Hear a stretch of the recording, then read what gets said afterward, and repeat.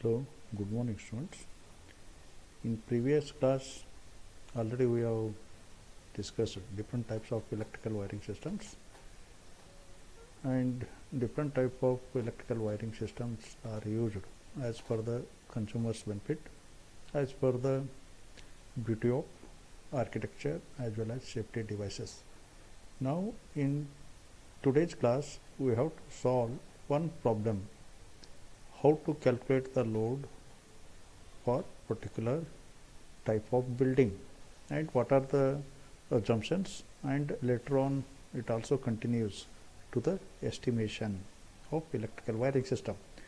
Already we are knowing the estimation is required after planning what is the materials are required, and as per the existing rate of materials what is the cost, and up to completion of project the rate may be varied as per current situation. It may take 1 or 2 years for project completion, then rates are corresponding to present situation, hence it may vary till the completion of project. Hence estimation of a particular building is necessary to know the how much investment is required to complete our project. As per this, it is more beneficial to consumers. In the similar manner, for a given type of building, what is the type of wiring required, then what are the materials are required, hence what type of materials are required, then what are the standard of materials, then what is the cost of, hence totally it gives the estimation of particular wiring. So for you are having only prior to the estimation, prior steps, that is load calculation, conduit requirement and wiring diagrams. Hence one diagram, 1 or 2 plans you understand, already you are knowing the plan of building. In that plan of building how the electric wiring should be drawn, that is the main intention. Now you take one example, estimate the quantity of materials required and cost of the materials for wiring newly constructed residential building, where the plan is as shown in figure. The plan of building, it shows that one room, it consists veranda and hall and kitchen, and at the one of the corner, top of the corner, it also consists small 1.5 bathroom. In this one, how you are planning as per the discussion with consumer or owner of the building. Then what are the requirements we have to collect for particular room? In one room what are the requirements, in one kitchen what are the requirements, in hall what are the requirements, and in veranda what are the requirements. Then at the entrance, at the bathroom, how many points are required. This data we have to collect the requirement of electrical appliances, particularly in each room we have to collect. Then after that we have to draw the drawing, then we have to calculate the load. Now see this is one type of electrical wiring. This we have to show by dotted lines with some electrical symbols. Fan is there, light is there, fluorescent light is there. These are the commons. Then dot lines are represents the electrical connections are running, and SB represents switchboard. SB, it is the symbol switchboard. Main switchboard may be replaced at the entrance. Then metering board should be also, at present it is located outside the building, because energy meter reading must be observed by the processor, by person of meter reader, and make the electricity bill. So it has to place at the entrance of building. So these all things are to be planned, and these runs how much run, it is called horizontal run. The horizontal wire goes on, these are known as horizontal runs. Then from the floor level to switchboard, from the floor level to switchboard, it is called vertical drop.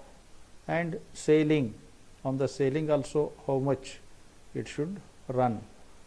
These are all marked here. It may be called electrical wiring diagram.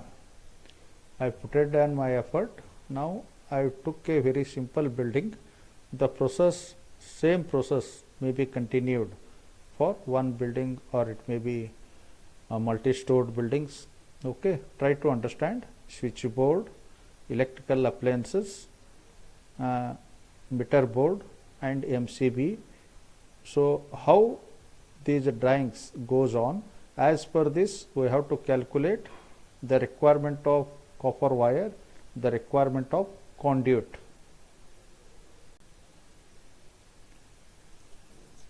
So before that we have to make certain assumptions. Number one, height of the meter board, main switch and distribution board from floor level, it should be as 2 meter, some standard values are there, we have to follow. Height of horizontal run and light fittings from the floor level, it should be 3 meter horizontal run of the conduit or wiring. So it should be minimum of 3 meters. Then height of switchboard from the floor level, it may be taken from 1.5 meter. Then distance of meter board from the front wall, it should be taken as 0.2 meters. These are the assumptions required while calculation is required. At that time you can use some standard assumptions are required. So these steps already discussed in previous video. We have discussed what are the steps are to be required for estimation process or load calculation process. So number one, draw the electrical wiring diagram as per given building plan. Draw the electrical wiring diagram as per given building plan.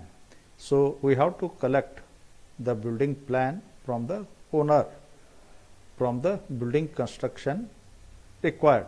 First number, from that you have to collect the information how many electrical appliances are required as in respective rooms or as per consumer's interest. First roughly we have to collect all information, then we have to plan. Number two, the number of sub-circuits required is calculated by knowing the total load of the building. So if certain load, it may be around 800 watts, less than 800 watts or more than 800 watts. Less than 800 watts, one sub-circuit is required. If load exceeds more than 800 watts, then more sub-circuits are required. This is the process. Now total load estimation, you take down the details. You take down the details of rooms. Then each room, what are the electrical appliances are there. For example, in veranda, one light is there. That light was some standard assumption you can make, light of 40 watts. How many lights are there? One lights are there. Therefore, requirement of wattage in veranda 40 into 1. Then total, extend your idea, in total 40 watts. Then similarly come for room. In room, what are the things are there? You can observe. So 40 watt is there, another 60 watt is there. Two lamps are there, one 40 watt, one 60 watt. Then one socket, it should be also considered as a load. So 60 watt one socket, I am leaving one socket in switchboard. Then one fan is there, These are all available in room. Hence, you calculate what are the requirement of wattage in room. That is, it becomes 240. In similar manner, in kitchen room, so number of light, again 40 watts one socket, it becomes 100. Then hall, 40 watt one, 60 watt one socket I am interested. Then I am interested to install one fan. So it is of total, it becomes in hall also 240. So in bathroom, again number of wattage. Lamps, 60 watt lamp, 60. So here one important thing is you have to assume certain specifications of electrical appliances. That is, we have assumed fan 80 watt, then incandescent lamp 60, then simple lamp, it is also 60 wattage lamp, incandescent lamp 40. Some specifications you have to assume and you have to mention as per the standards. Okay. So this is very simple.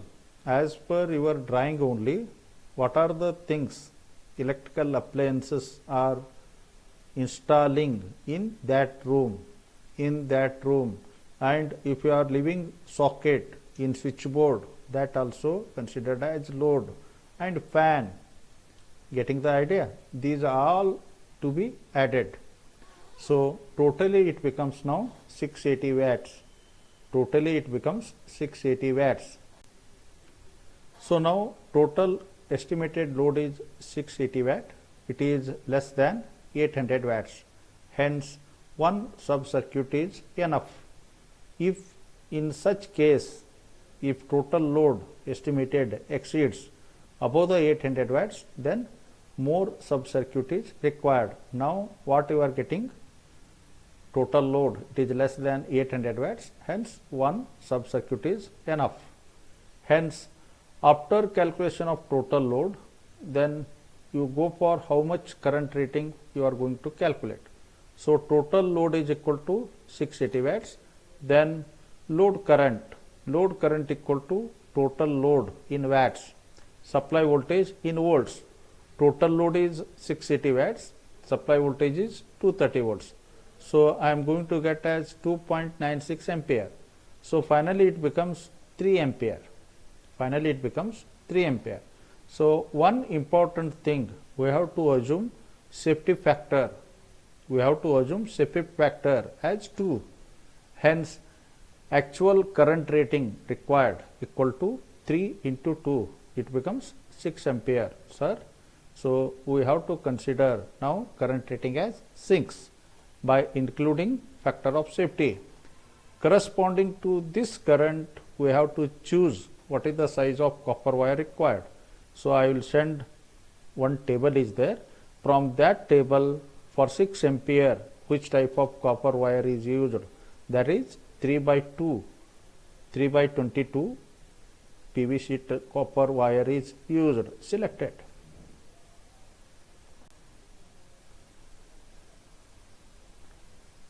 In next step, we have to calculate the length of PVC conduit required. Now in veranda, as per the plan, you see there, these all dimensions are in meters.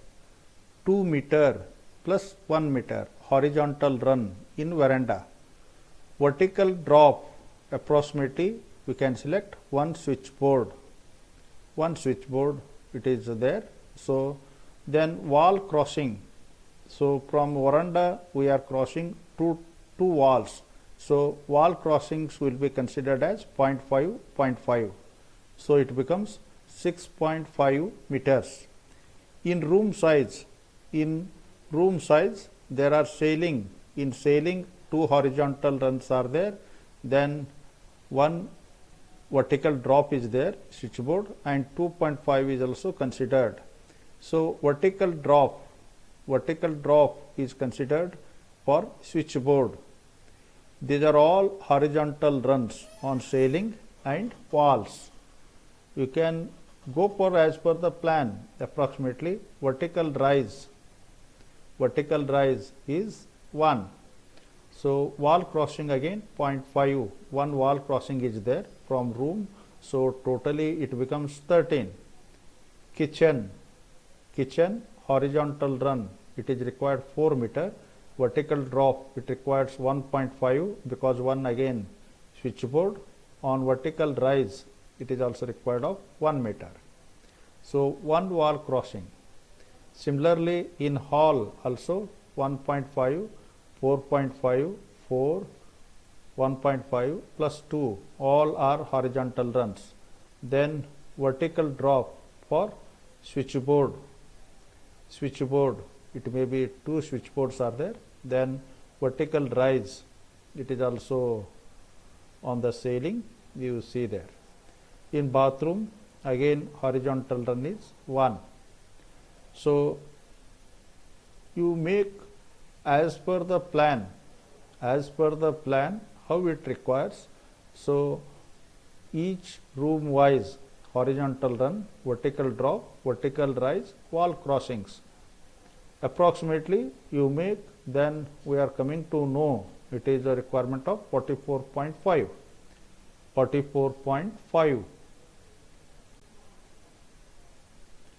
So total length of PVC pipe of 19 mm dia, 2 mm thick required is 44.5 plus 10% wastage is considered.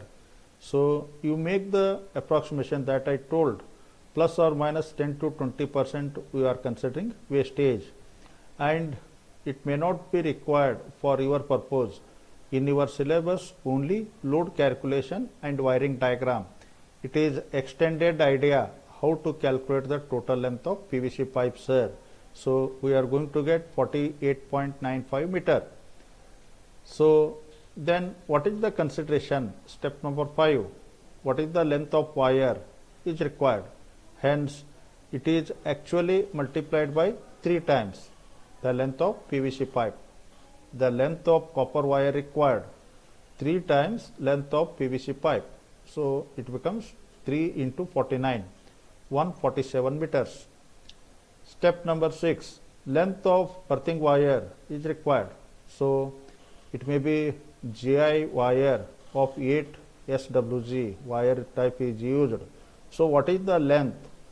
Again this length of earthing wire is almost equal to length of conduit. Hence length of earthing wire should be 49 meters. Then IC DP switch, again it is also not required for yours, but you have to understand load current is 3 ampere. So again while deciding the IC/DP switch we have to consider factor of safety, that is 3. So we have to select as net current or for actual current 3 into 3, 9 ampere switch we have to select. Getting the idea? Here we have to consider factor of safety as 3. Actual load current is 3. So we have to select the IC/DP switch for 9 ampere with considering factor of safety. Okay. Then you write how many numbers are required.